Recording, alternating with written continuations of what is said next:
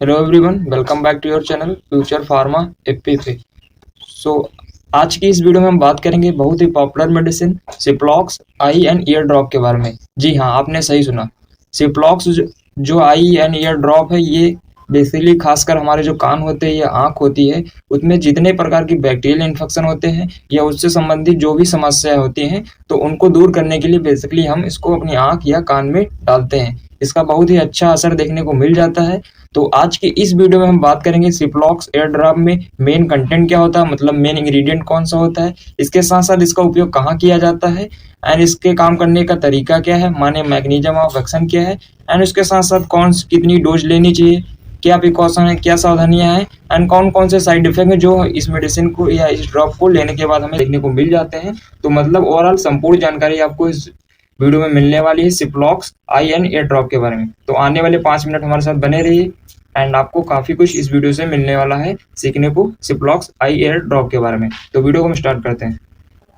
तो सबसे पहले हम देख लेते हैं कंपोनेंट की कौन कौन से कंपोनेंट है, बेसिकली कौन सा एक्टिव इंग्रेडिएंट जो कि हमारी सिप्लॉक्स ड्रॉप में देखने को मिल जाता है।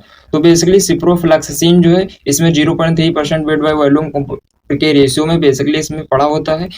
0.3% वेट बाय वॉल्यूम का मतलब हुआ कि 100 ml जो सोल्यूशन होता है उसमें 0.3 ग्राम बेसिकली सिप्रोफ्लैक्सिसिन को इसमें ऐड किया जाता है, जो कि इसमें active ingredient as a drug use की गई है।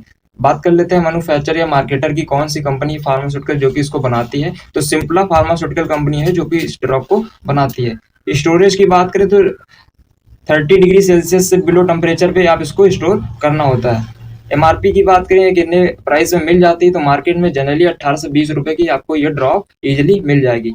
तो अब फ्रेंड्स हम बात कर लेते हैं इसकी यूजेस की बेसिकली हम कहाँ पे यूज करते हैं। तो इसका सामान्यतः यूज जैसे कि हमारी बैक्टीरिया से रिलेटेड जो भी आई एंड ईयर इन्फेक्शन होते हैं, तो उस दौरान हम इसका यूज करते हैं। इसके साथ साथ आई कंजक्टिविटीज की, मतलब कि जो हमारी आईज होती हैं, आंखें होती हैं, उसमें अगर इन्फ्लामेशन हो जाता है, आईज जो है पिंक हो जाती हैं, तो उस दौरान भी हम बेसिकली इसका यूज करते हैं। इसके साथ साथ कॉर्नियल अल्सर हो गया, मतलब कि जो आंखें होती है वहां पे व्हाइट व्हाइट हो जाता है, तो उस दौरान भी हम बेसिकली इस ड्रॉप का यूज करते हैं। इसके साथ साथ स्विमर ईयर हो गया। स्विमर ईयर्स का मतलब क्या हुआ कि जैसे कि आप स्विमिंग करने गए तो वहां पे क्या है कि जो आपकी ईयर है वहां पे वाटर चला गया, आफ्टर सम टाइम्स क्या होता है वहां पे जो है इन्फेक्शन होने लगता है, तो वो उस इन्फेक्शन के दौरान भी उसके ट्रीटमेंट में बेसिकली हम इस ड्रॉप का यूज करते हैं। इसके साथ साथ अगर मान लीजिए आपकी आई एंड ईयर में कोई भी इन्फेक्शन हुआ है, उस दौरान जैसे कि कुछ सिम्टम्स देखने को मिल जाते हैं, लाइक पेन हो गया, रेडनेस हो गया, ईचिंग हो गया या सोरनेस जैसी समस्याएं अगर आपको देखने को मिल जाती हैं, तो उस दौरान भी हम Ciplox eye and ear drop का बेसिकली यूज कर लेते हैं। तो ये बेसिकली कुछ यूज है जहाँ पे बेसिकली हम इसका यूज करते हैं। अब फ्रेंड्स हम देख लेते हैं बेसिकली मैकेनिज्म ऑफ एक्शन कि ये हमारी बॉडी या हमारी आई एंड ईयर में काम कैसे करता है। तो बेसिकली इसमें जो हमारा ड्रग पाया जाता है वो है सिप्रोफ्लैक्सिसिन। वो एक एंटीबायोटिक्स होती है कि मतलब कि बैक्टीरिया को किल करने का काम करती है। कैसे करती है, तो बेसिकली जब हम इसका यूज करते हैं तो ये हमारे साइड ऑफ एक्शन पे जाती है। तो वहां पे जो बैक्टीरिया में एक एंजाइम पाई जाती है जिसे बोलते हैं डीएनए गायरेज। तो ये डीएनए गायरेज जो बैक्टीरिया एंजाइम है इसको इनहिबिट कर देती है, मतलब इसको रोक देती है, जिसकी वजह से जो बैक्टीरिया की सेल है, माने कि जो बैक्टीरिया की सेल होती है वो डिवाइड नहीं हो पाती एंड वो मरना स्टार्ट कर देती है, जिसकी वजह से जो हमारा जब बैक्टीरिया किल हो जाएगा तो उससे होने वाला इन्फेक्शन भी किल हो जाएगा। तो ये बेसिकली इसका मैकेनिज्म ऑफ एक्शन है। कैसे क्या करती है कि डीएनए गायरेज जो बैक्टीरिया में पाया जाने वाला एंजाइम है उसको किल कर देती है या उसको रोक देती है, जिसकी वजह से जो बैक्टीरिया की सेल है वो डिवाइड नहीं हो पाती एंड मरना स्टार्ट कर देती है। उसकी वजह से जो हमारा इन्फेक्शन है वो कंट्रोल हो जाता है एंड आफ्टर सम टाइम्स बाद वो चीजें सही हो जाती हैं। तो ये था बेसिकली इसका मैकेनिज्म ऑफ एक्शन। अब हम फ्रेंड्स देख लेते हैं डोज की, कितनी डोज हमें लेनी चाहिए। तो फ्रेंड्स डोज जो वो आप प्रिस्क्राइब करें आपका डॉक्टर तो बेटर रहेगा, क्योंकि वो आपकी फिजिकल कंडीशन देख के डोज प्रिस्क्राइब करेगा। बट फिर भी बात करते हैं तो जैसे कि 2 ड्रॉप हम एक टाइम यूज कर सकते हैं एंड दिन में 4 बार इसकी 2 ड्रॉप यूज कर सकते हैं।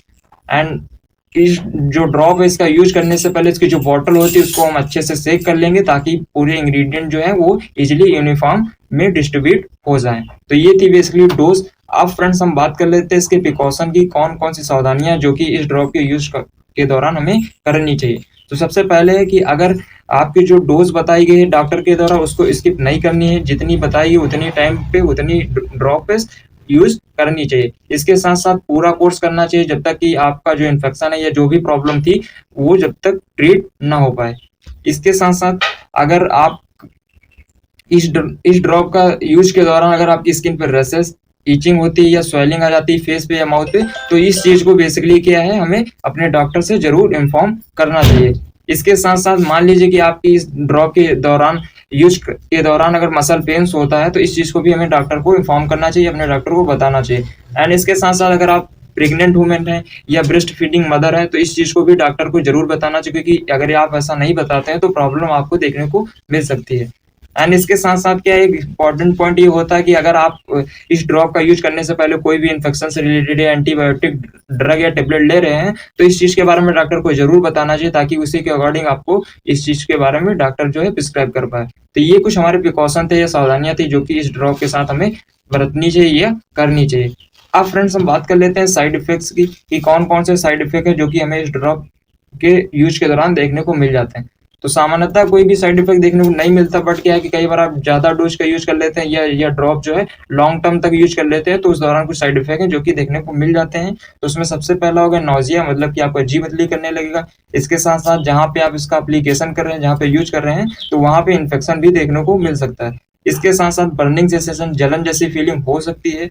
इसके साथ-साथ आपका सिर जैसे कि पेन होने लग सकता है, वोमिटिंग मतलब उल्टी होना, या स्टमक पेन या डायरिया, ऐसी कुछ साइड इफेक्ट है जो कि ये जो ड्रॉप है अगर लॉन्ग टर्म तक यूज करते हैं तो ये साइड इफेक्ट देखने को मिल जाते हैं।